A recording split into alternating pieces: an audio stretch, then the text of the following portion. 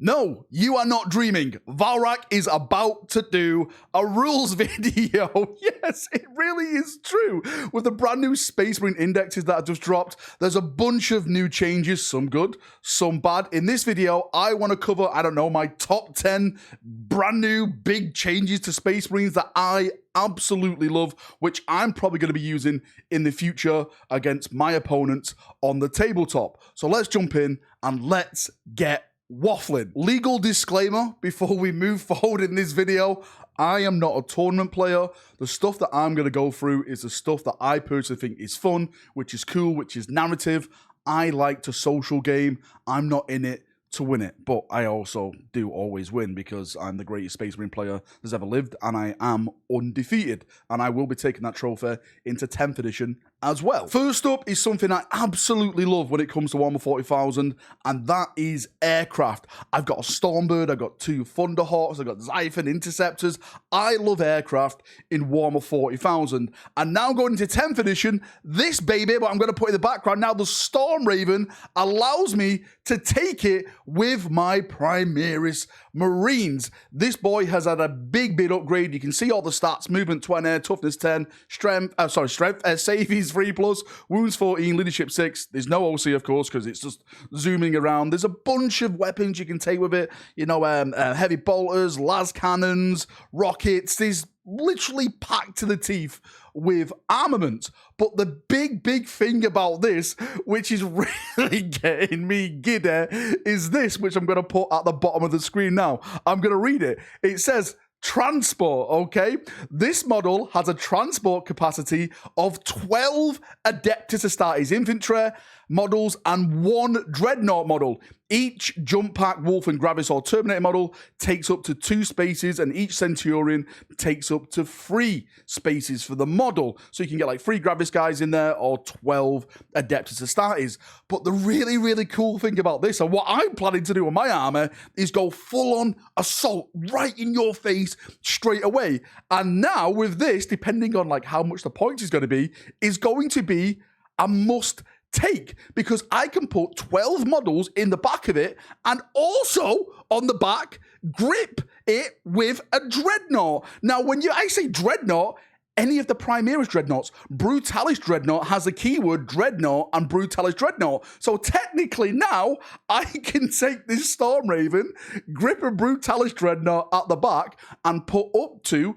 12 Blade Guard in there. Launch it towards your line, drop them all off. You have got a task force of absolutely brutalis, brutal melee in your face, chopping you up like you're a sushi dish. This is going to be next level, right in your face tactics. And moving forward, we're staying on the subject of transport because drop pods are back, baby.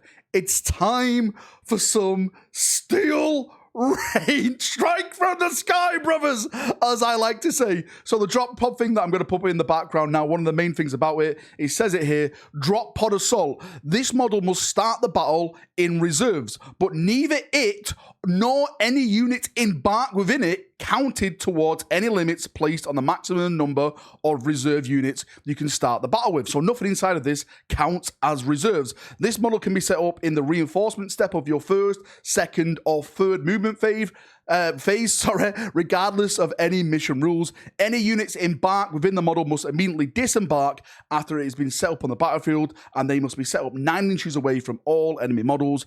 After this model has been set up on the battlefield, no units can embark within it.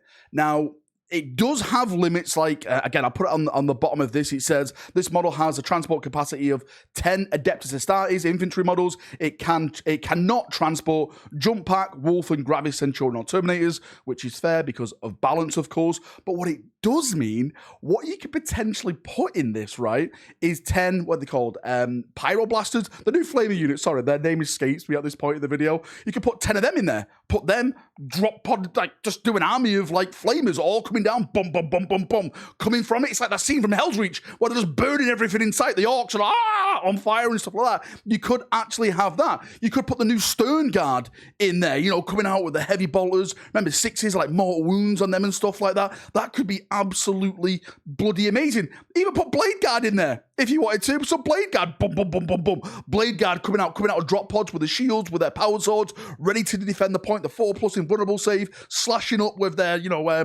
power swords and stuff. It is really, really, really getting me excited to do some like fast drop insertions, smashing you straight in the face, bringing all the carnage into you before you can even start to think about taking points. Again, drop these down on certain points and stuff. Boom, boom, boom, boom, boom. Here we go. Let's do it. You can actually, if I'm reading this right, take your full army off the board because it doesn't count as reserves then. Keep them off if your opponent gets to shoot first, right? And they get to hit nothing. And then you just bring it down, boom, boom, boom, boom, boom, on your turn, and you can rain all the death, rain all the fire, purge everything in sight, brothers. Now I want to talk about a couple of HQ models. Please excuse the sunglasses. If I've just switched from my glasses literally just fell off my head and broke. So it's time for Sunglass Rack to come out. This is the cool segment of the video. So what I want to talk about right now is a model which a lot of people don't normally take. I haven't really taken these models into games before, but I am going to now, and that is the Librarian model. Because if we look at the new Librarian model's abilities, well, the one in particular that I absolutely love, it's this mental fortress. What's going on with me today? Mental fortress. While this model is leading a unit, models in that unit have a 4+ invulnerable save. Oh my holy emperor. Now again, there is limits to what you can do. If you go down to the second piece of the Primaris Librarian, and you can see what he can be attached to: Assault Intercessors, Desolation Squad, Hellblasters, Infernus Squad, Intercessor Squad, Stern Guard, Veteran Squad. So technically right now, the way I'm thinking about this, the Desolation Squad, all you rocket meta players out there, giving those guys a 4+ invulnerable save. I know Mikey at Hellstorm made a video a couple of days ago about how broken the Desolation Marines are now. Like, you can fire, it's like 84 shots with them. Adding a 4+ invulnerable save to that squad is even more insane. And like, Stern Guard veterans, like, I'm really liking the Stern Guard veterans on the battlefield. I really think these can be very, very effective if you use them the right way. And giving them a 4+ invulnerable save with a Librarian attached to them, it's just going to make them even better, even cooler, even more tanky on the battlefield against some of the big weapons that can potentially wipe your squads out. I absolutely love these changes that I'm seeing to HQ units. And the next big character model that I absolutely love is the Judiciar, or as I like to call it, the Judicator, to get people really wild up. Now again, I never really took this, even though it was kind of badass before. Now it makes it even more badass, in my opinion. Again, let's go to the abilities first. So, Temper Mortis, yes, I'm saying that right. While this model is leading a unit, that model has the Fight First ability, which is absolutely huge. Silent Fury: each time this model destroys an enemy character model until the end of that battle, add 1 to the attack characteristic of its Executioner Relic Blade, which means, like, if I'm reading that right, there's no limit.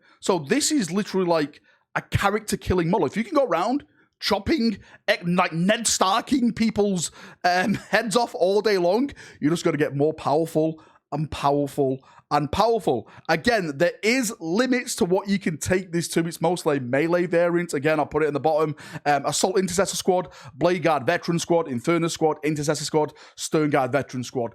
All day long, every single day of the week, 24 hours in that day, I'm attaching this Judicator to a Blade Guard Veteran Squad. Imagine 6 Blade Guard Veterans and a Judiciar. I know I'm playing with you. A Judiciar leading that. You get to fight first then with your Blade Guard. You've all got 4+ invulnerable saves because of the shields and stuff like that.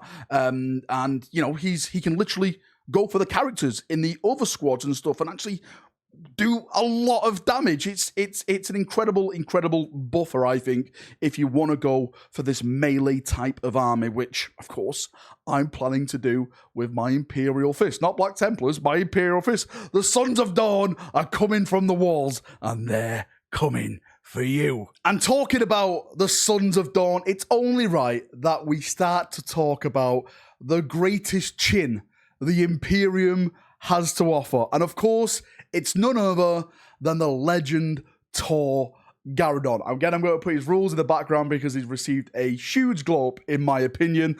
So first thing I want to look at the actually melee weapons. Hand of Defiance, attacks 5, weapon skill 2+. So he's hitting on 2s with this chonky power fist, strength 12, AP -2, and the damage is 2. We'll add to that in a second, okay? Because let's look at Signum Array first. While this model is leading a unit of ranged weapons equipped by models, in that unit has lethal hits and ignores cover. So ignores cover, there's no cover. You get nothing. Your fortifications are being brought down by the Sons of Dawn. Lethal hits, 6s, auto wound. So if you've got a lot of DACA being pumped out, which we'll get into in a second, you're doing auto wounds and you're completely ignoring cover.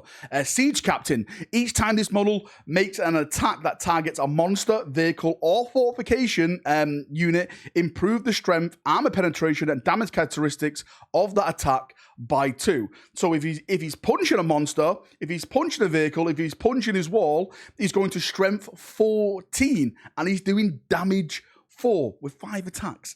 That potentially could be absolutely devastating to vehicles on the battlefield. That's if you get them, like if you get him in there. Of course, he's Gravis.